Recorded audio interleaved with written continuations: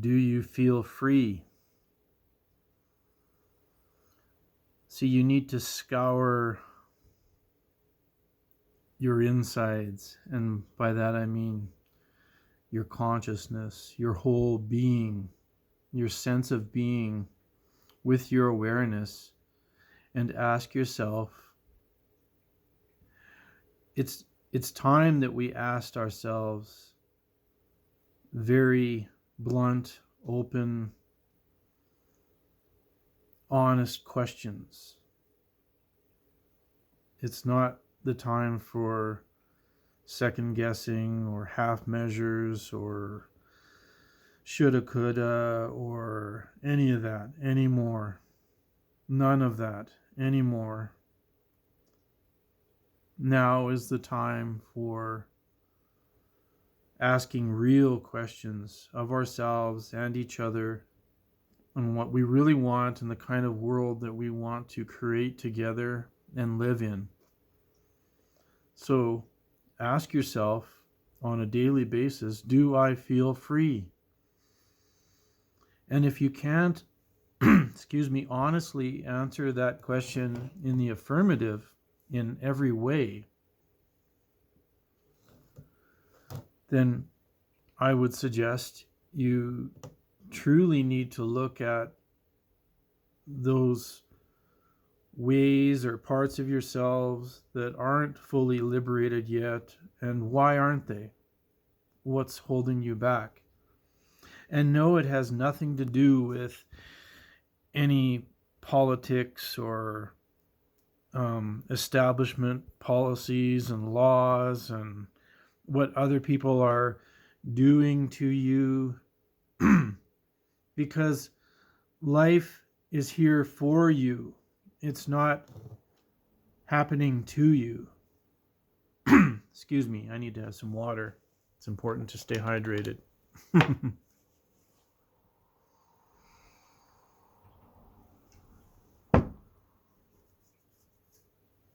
It's so true, some of these cliches that people, especially so-called spiritual people, but let's say awake and aware people, bring up commonly are that life is happening through you, not to you.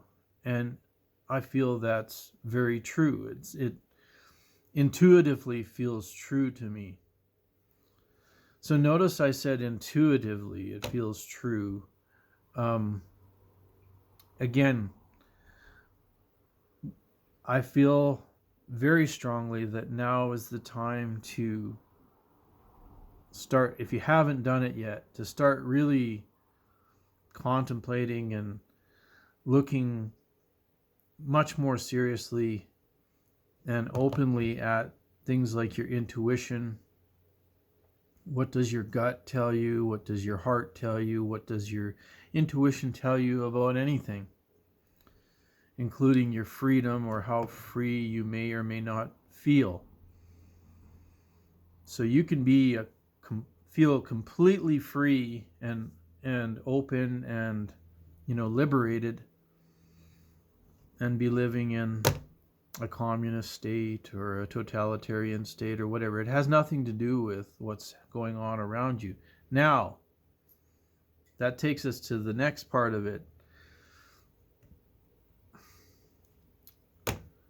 At times in the past, well, wait a minute. First of all, I just want to say that it's true in a smaller scale and in a larger scale of time, in terms of time, let's say, even though time is an illusion and there's always it's a never-ending now. But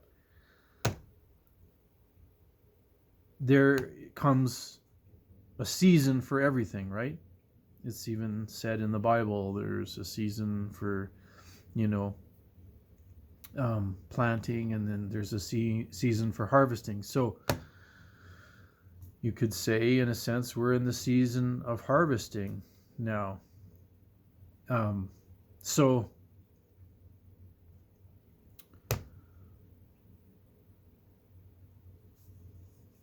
now is the season for harvesting. So we are in a different time in, let's say, in a linear time sense, in the process of humanity, the evolution of humanity.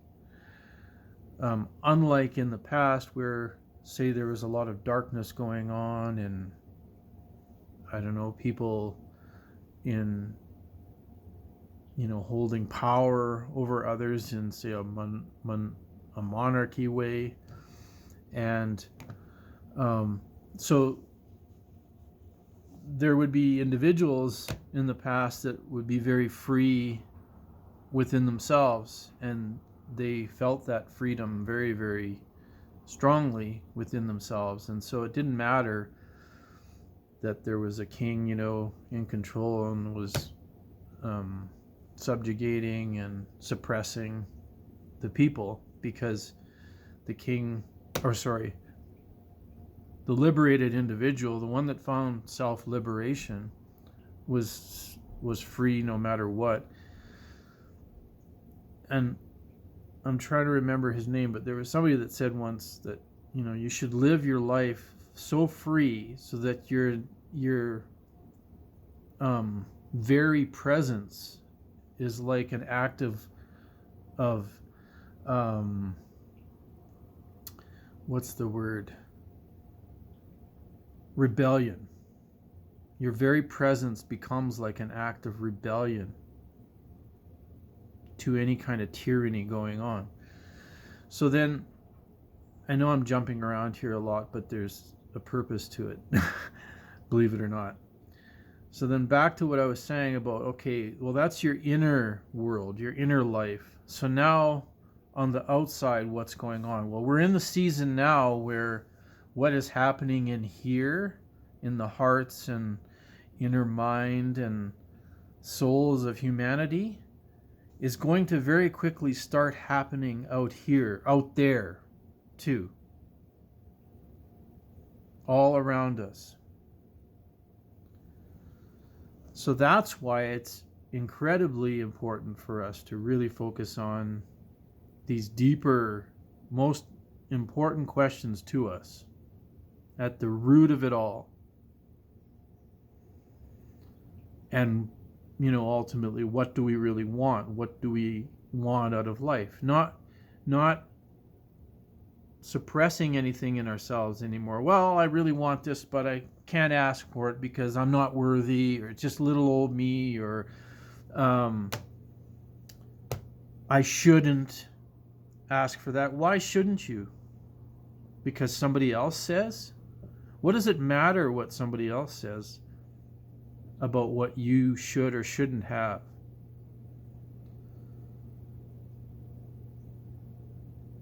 So freedom on the inside is one thing, that's primary.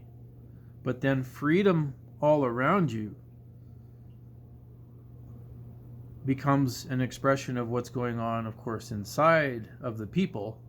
So if we're all playing this game inside of ourselves where we're saying, well, I deserve a little bit of freedom, but not too much because, I would just go crazy and do all kinds of bad things. And, oh, really? Would you?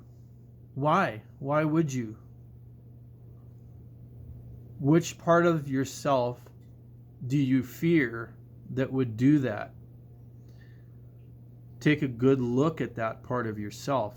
Ask yourself why you would be irresponsible with freedom. If you had complete freedom to do whatever you want, why would you ever want to do something that would harm another person, for instance?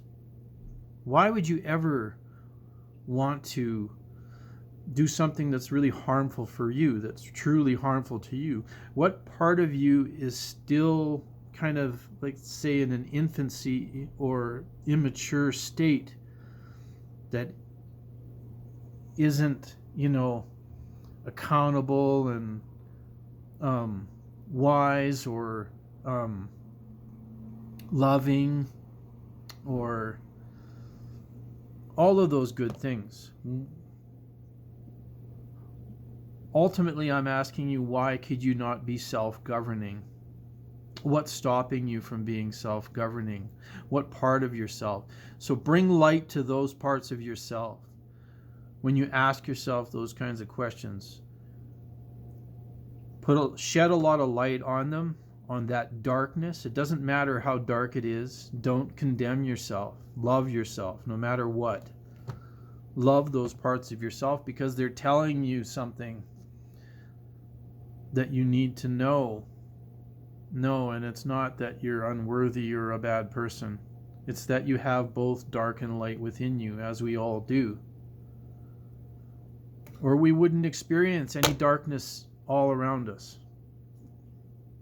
And we're seeing a lot of that right now, along with the light. So, but there's light. In order to see the darkness, you have to have light on it. In order to see what's going on in a dark room, you need to take a flashlight because your eyes can't physically see anything there. So you need to somehow put some light on it. And it's the light of your consciousness, your presence, that is the light in this case, that has wisdom in it and is self-regulating. It has wisdom because it knows that there's only one. There's really only one of us here. And so anything that's contradictory to that truth, anything that's an antithesis to that truth, is going to feel dark in some way and bad. Without getting into judgments about what's good or bad and duality and all of those kinds of games. Just how does something feel? Does freedom feel good? Or is it a bad thing? And if it seems like a bad thing, to me it's very obviously a very, very good thing.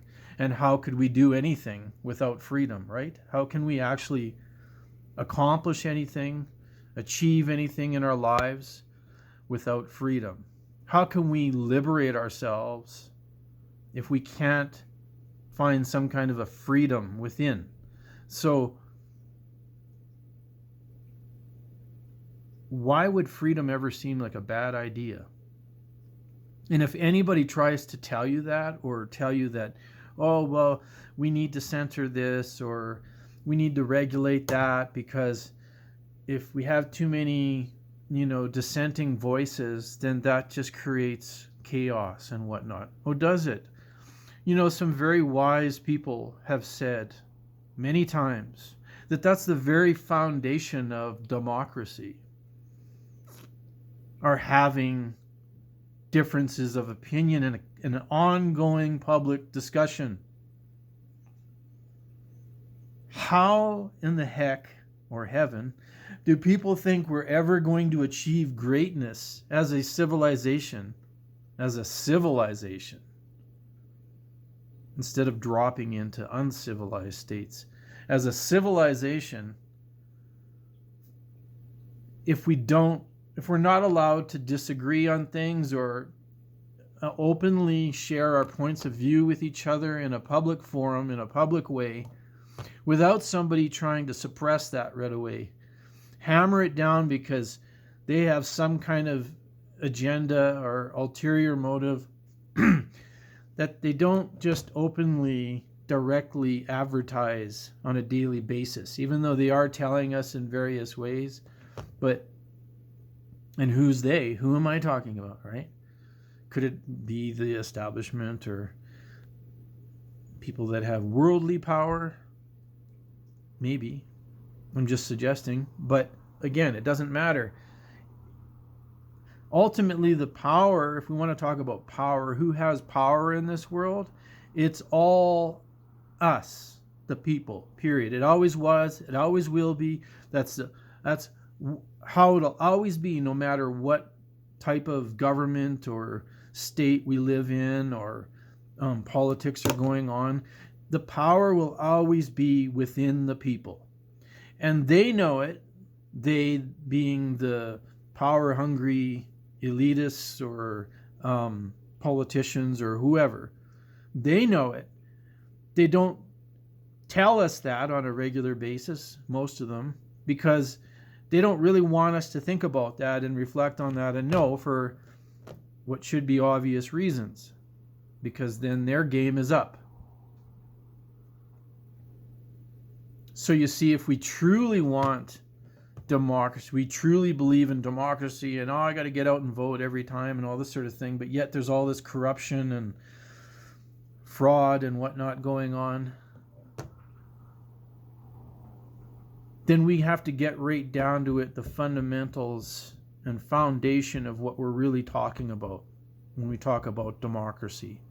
We can't sort of half do it, half measures, half-assed democracy or pseudo-democracy, or we're pretending to have a democracy because democracy is a good thing. So let's all pretend to have a democracy when we know deep down in our hearts we really don't have that. We haven't had that for a very long time. So how about we all come together where the real power is, exercise our power as the people, and no, I'm not talking at all about violence. This is a completely anti-violent rant and belief system where I'm coming from. But because that's all been done before, and that never solves anything. You just become the monster that you condemn. So let's get right down to it, exercise our power where the true power is with the people, and have democracies for the first time ever. And that means let's all voice our opinions, whatever it may be, and evolve together in a communal way,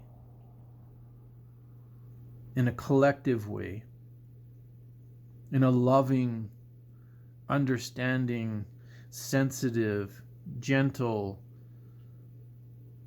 sometimes bold and even rash kind of way, passionate way. All of it. We need all of it. We all have a lightning bolt inside of us, that a Zeus lightning bolt that's ready to be discharged. Now is the time for all of us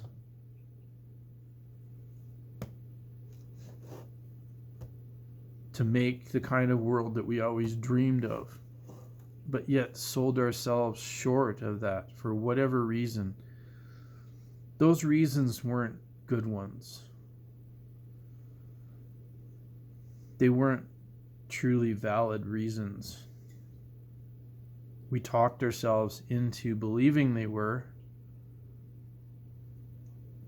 But if we are selling ourselves short of anything from true freedom, the expression of it, both inner and outer,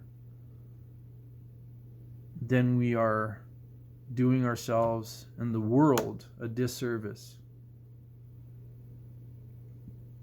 You know, I have said in many occasions over the years that I look around and I look at different systems and structures, infrastructures and whatnot, and how things are set up in the world.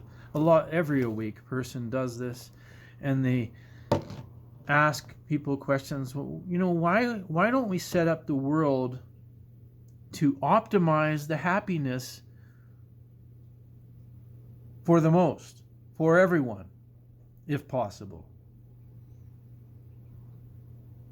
Surely we have enough things in common, even though we all have unique interests and tastes, but surely we have enough things in common, let's say the basics, that we could set up the world in such a way that it maximizes the pleasure and fun and joy and happiness. Speaking of happiness, the old pursuit of life, liberty, and happiness. What part of that is being put on the shelf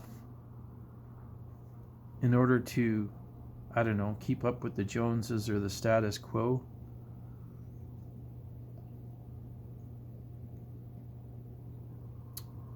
sin?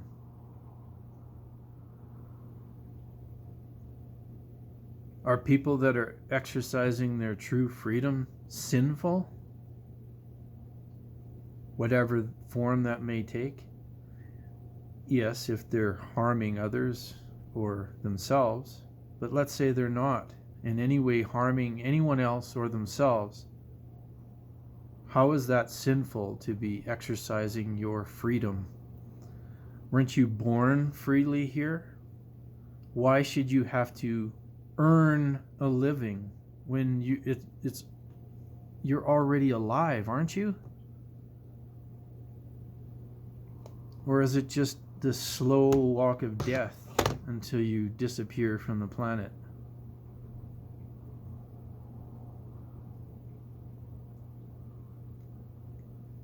These are all the types of questions we most need to ask ourselves and each other right now, very, very earnestly.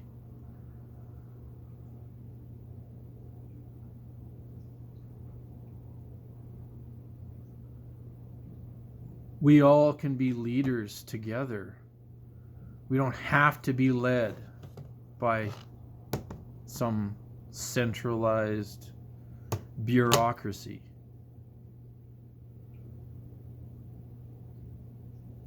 Sure, have whatever administrations or whatnot, because we all have different talents, right, and expertise.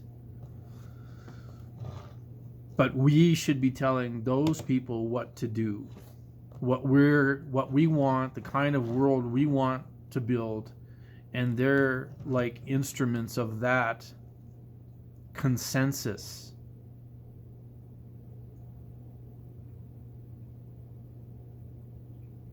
You know, there's people that say, well, I can't imagine being any freer than I already am, you know, that I have everything I want and all that kind of thing. Maybe that's true. Or maybe you just have talked yourself into feeling like you have everything you want because that's what the advertising has told you, that's what the system has told you, the prescribed reality has embedded in you. And you can't imagine being any freer than you already are because that's all you've ever known. But what if I were to tell you that there are people that have a much greater imagination? They've freed their imagination, they've opened it up, and they've empowered it, they've exercised it just like a muscle, and they've empowered it to the point that they can envision so much joy and expression of freedom and joy in the world that many people have never ever heard of or imagined, you know, in the most creative, beautiful ways. Sometimes we call these the artists of the world, and sometimes they are, but not necessarily.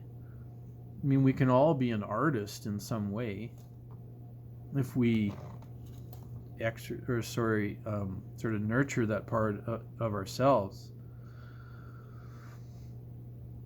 So this is another reason why it's important for us to have an ongoing public discussion. Because sometimes, and oftentimes, including myself, there's things that I never ever even thought of before. And somebody else just brought it to my attention. And now I grew a bit, and I just got a little bit wiser because of it.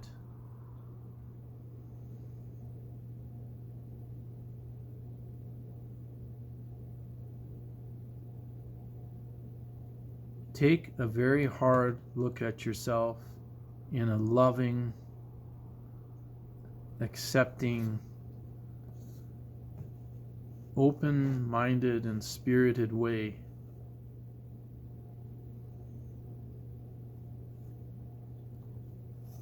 And then come together with as many people as possible in as short a time as possible and share and love them love yourself primarily, not in a egotistical, self-centered way,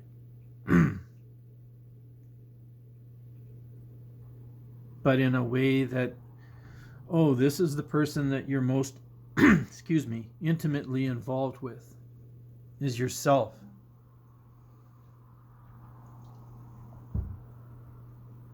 So guess what happens when you don't love this person that you're most intimately involved with, yourself, completely and fully?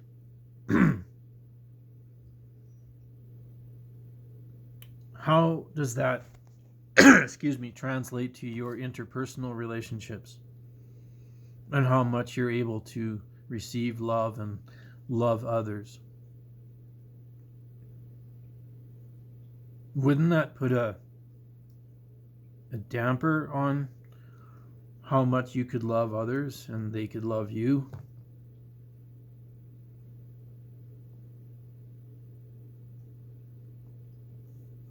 When you're in a room full of people, or even in an online discussion group with other people, and there, let's say, some sensitive people in the room,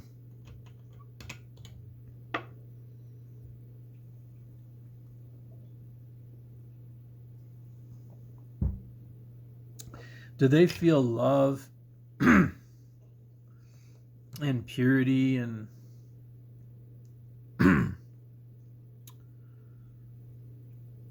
sensitivity emanating from you?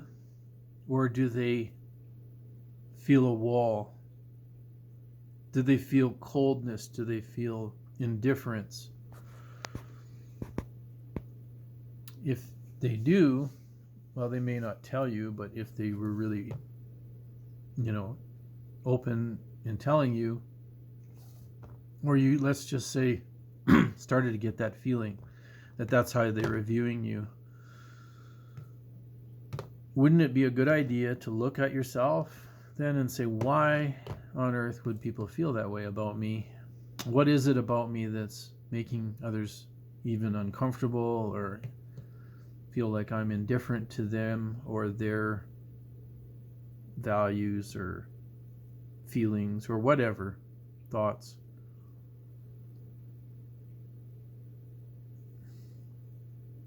And some people might say, well, it's a big deal. It's my business and their business is their business. And that's true. But we're all in this together. None of us are just an island or living in a universe where we only exist in, unless you're taking it to the perspective of oneness, where there's only one thing, and there are people that sit in that perspective all the time. That's not what I'm talking about. If you have any feelings of individuality or separateness, then why would you want to continue feeling closed off to others? Because ultimately that means that you're closed off to yourself, your true self within yourself. Other people wouldn't pick up on that and feel that. That's what I'm getting at. Unless you were somehow blocking it off from yourself. And in this case, the you I'm talking about is your ego self.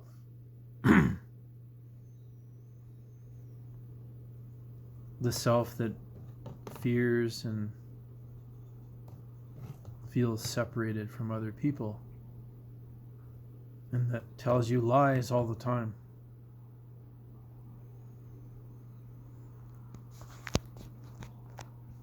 Your true self knows that you're never separated from anyone else. You're always involved. You're always connected to God, no matter how disconnected or abandoned you may feel.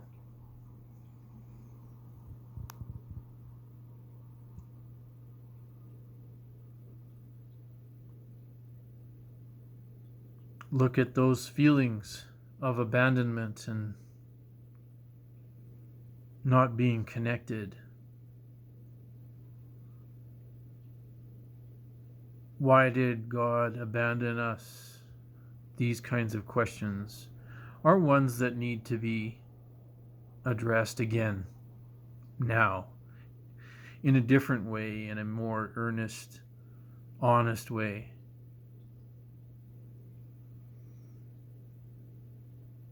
O God, why hath you forsaken me? All these kinds of questions. Has God really forsaken us, or have we forsaken ourselves? And what's the difference? Is it possible for God to truly forsaken us? Is another good question.